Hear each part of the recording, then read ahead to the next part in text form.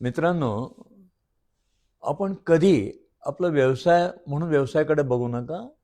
तो तुम्हाला देवाने दिलेली एक संधी आहे आणि ती करताना डोक्यात हवा नका जाऊन देऊ. मी टोयोटा, मी DS कुलकर्णी, मी फार मोठा नाही. तुम्ही कधी मोठे नसतात. डेक्कन क्वीन जवळजवळ 1200 लोकांना घेऊन जाते. डेक्कन क्वीनचा ड्रायव्हर म्हणला माझ्यामुळे चालते असं त्यांनी नाही गर्व करून चालतो. विमानाचा पायलट एका वेळेला 300-300 लोकांना घेऊन जातो.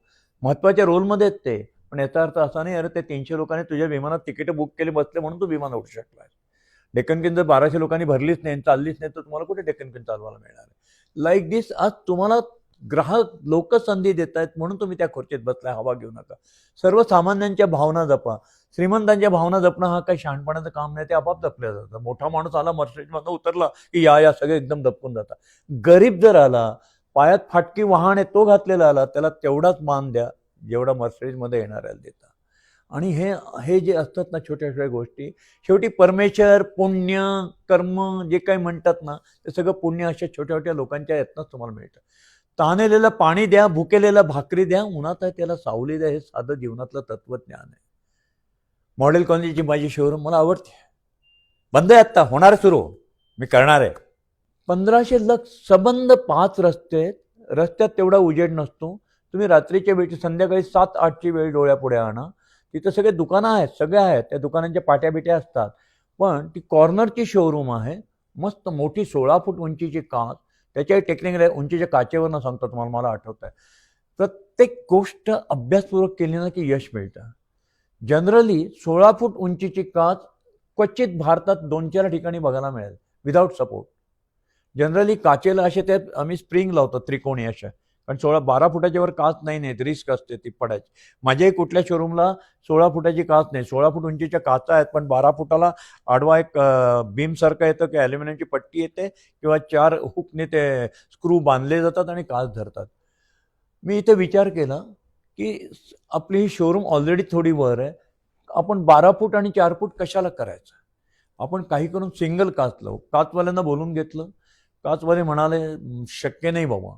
मी म्हटलं थांब, का शक्य नाही. ते म्हणले एअर प्रेशर. थांब म्हटलं थांब.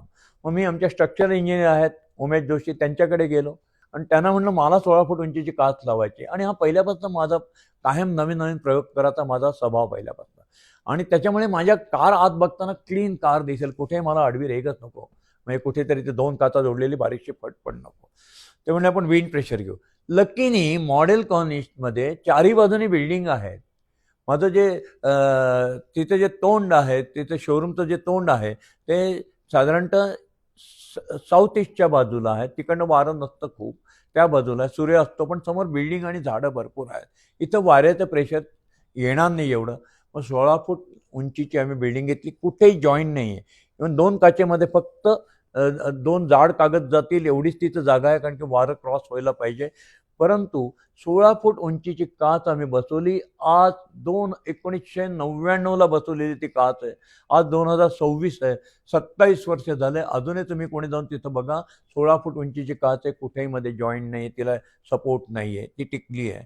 अशा प्रकारे ती सुंदर शोरूम अशी उंच काचेची कित्येक पुढचे 3-4 वर्ष काचवाले बघायला यायचे अरे कसं काय 16 फूट उंचीची काच आहे बसवली म्हणून.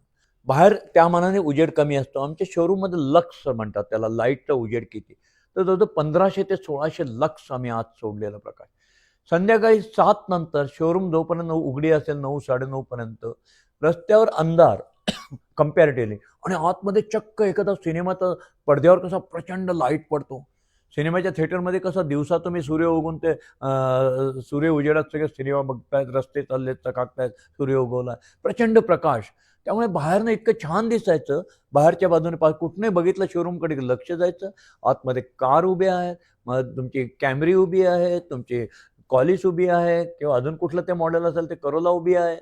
आणि आतमध्ये लोक असे गाडीभोवती फिरतायत, गाडीची दारं उघडून बघतायत. अशा प्रकारे एखादा सिनेमाचा शो चालला किंवा नाट्यगृहामध्ये कसं स्टेजवर जर भरपूर उजेड असेल आणि प्रेक्षक आपण अंधारात असतो ते कसं बघायला वाटेल तसे बघायचे. असं ते छान दिसायचं सगळं. एके दिवशी दिवसाची गोष्ट होती. मी शोरूमला गेलो होतो. साधारणतः 12-1ची वेळ झालेली असेल. तिथे त्या दीप बंगला चौक आणि पलीकडे तुम्ही बघाल मॉडेल कॉलनी ज्यांना माहिती आहे तर पलीकडे वडारवाडी आहे. तिकडे गरिबांची वस्ती पण आहे, मिक्स वस्ती पण आहे, हातावरचे मजूर काम करणार ते पण आहेत. एक बिचारा अतिशय साधारणतः टिपिकल गरीब, पायात चप्पल असलेला, पायजामा शर्ट घातलेला, तोही टिपिकल एखादा गरीबाचा पैसा असतो तसा, तो खालनं शोरूमकडे असं बघत होता. शोरूमच्या पुढे खूप मोठी जागा आहे, रस्त्यानं सहज उभं राहून असं बघून कौतुकाने गाडीकडे बघत होता, त्या आतल्या गाड्यांकडे बघत होता. मी आतमध्ये होतो. आतमध्ये असताना तो मला बाहेरनं बघतोय की हा गाडीकडे माणूस बघतोय.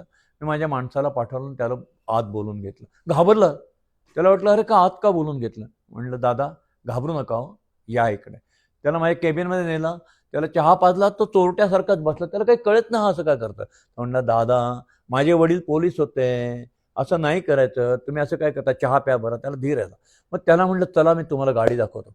तोपर्यंतही तो काय बोलती त्याची बंद होती ती बंदच होती. त्याला मी रेग्युलर तुम्हाला कस्टमरला जशी गाडी दाखवू तशी दाखवत होता. तो बिचारा मला फॉलोअप करत होता. त्याला इंजिन उघडून दाखवलं, त्याला दार उघडून दाखवलं, त्याला डिकी उघडून दाखवले. जे जर मी कस्टमर आल्यावर जे करतो ते सगळं त्याला दाखवलं. आणि शेवटी आम्ही कस्टमरला काय करतो, ड्रायव्हर सीटवर बसवतो आणि त्याला तिथं सीटवर सगळ्या पुढच्या पॅनलचे आहे ते माहिती आहे. त्याला ड्रायव्हर सीटवर बसवलं. त्याला राहावे ना दादा, का गरिबाची चेष्टा करून राहिला मग. शेवटी तोही माणूस आहे. त्याला बोलत नव्हतं तो माझ्या पुढे. मलाही सुचत नव्हतं की असं की तू काही मला गडबडेल किंवा आपण काहीतरी चुकीचं करतोय.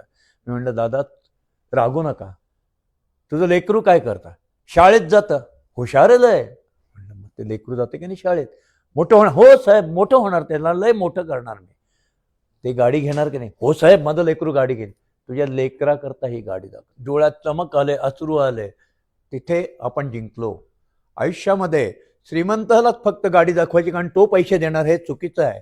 एखाद्याच्या मनातला जो आनंद आहे, सुप्त त्याचं स्वप्न आहे, जर तुम्हाला संधी मिळेल तर जागं करा रे.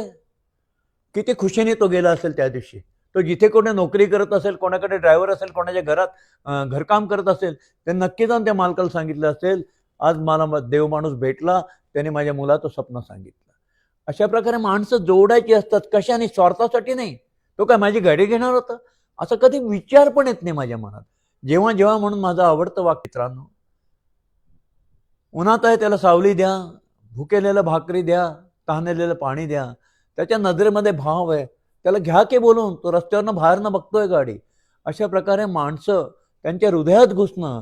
म्हणून माझ्या सगळ्या स्टाफला कायमचा आवडता मंत्र आहे माझ्या, कधी ग्राहकाच्या खिशात नाही हात घालायचा. कधी ग्राहकाला वाटतं कामा नाही तुम्ही त्याला कापताय काय, त्याच्या खिशात हात घालताय, काय बिलं लावताय, काय माग विकताय. कधी ग्राहकाच्या खिशात नका हात घालू. अरे हातच घालायचा असेल ना तर हृदयात घाला. आणि अशा प्रकारे तो साधा माणूस असो ना तो श्रीमंत असतो. श्रीमंत असला तरी त्याच्याही आम्ही हृदयात हात घालतो, गरीब असला तरी त्याच्या हृदयात हात घालतो. हृदयात हात घालणे हे जर तुमचं काम असेल तर समोरचा माणूस तुम्हाला हात जोडतो आणि तुमच्या कर्माची फळं तुम्हाला चांगलीच मिळतात. घरासाठी काडी काडी जमवतात माणसं, टुमदार स्वप्नात रंगतात माणसं, छान छान घरात राहतात माणसं. जेव्हा भेटतात घराला घरपण देणारी माणसं, घराला घरपण देणारी माणसं. DSK घराला घरपण देणारी माणसं.